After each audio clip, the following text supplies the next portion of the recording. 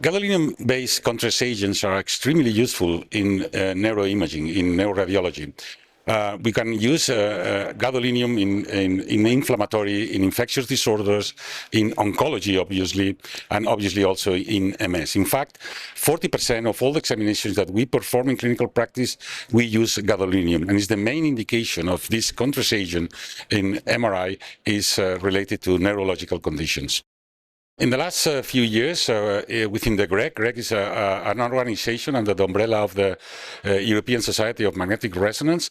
In this group, we are interested in the value of gadolinium in the research on the use of gadolinium. And we have a group in which the main indication is about how value is the use of this contrast agent in different clinical conditions, not just in neuro, in many other conditions. And one of the objectives of this group, this working group, is to provide some guidelines on when and how we should use gadolinium in different neurological conditions, including obviously MS. We recently published a paper on head and neck tumors, and also on inner ear, which is also an area in which gadolinium is quite useful.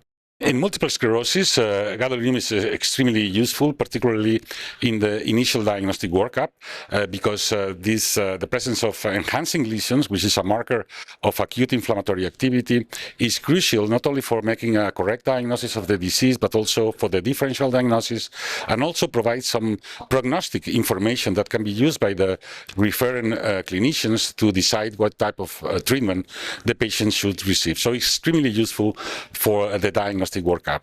However, we have also to consider that most of the examinations that we do in clinical practice are related to the monitoring of this disease, particularly in patients receiving a disease-modifying treatment. We scan a lot of, usually on a yearly basis, these patients, and in this case, we can analyze the efficacy of the treatments exclusively based on the detection of new T2 lesions without the need of using gadolinium anymore. And this is what we do, and in fact, for routine monitoring, we use gadolinium in less than 5% of the cases. So we have significantly reduced the amount of gadolinium, which has a clear impact for the safety of the patient and for the environment, because you know that gadolinium at the end is released to the water. And there are several studies showing that drinking water in several countries, in several cities in Europe, they have a significant amount of gadolinium.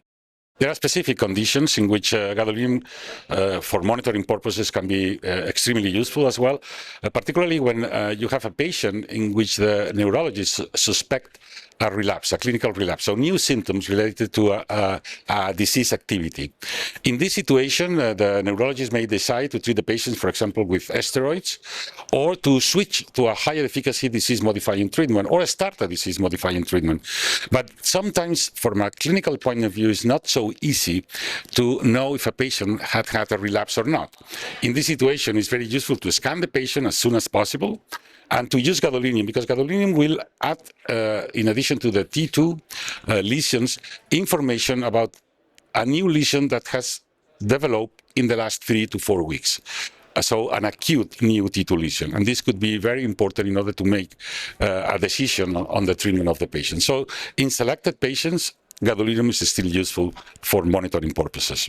We provided, in fact, several guidelines. One is the GREC guidelines that have been recently published, but also we published very recently guidelines together with groups in North America and in Europe related to MS imaging, and also we clearly indicated that for diagnostic purposes, we need to use gadolinium. It's highly recommended, while on the other way, for monitoring, as I explained before, only in selected cases. So I think it's a global agreement, not only with different groups in Europe, but also in North America, and this is extremely important, considering also that most of the authors that are signing these guidelines are neurologists. So it's just neurologists and neuroradiologists who will agree on this type of recommendations.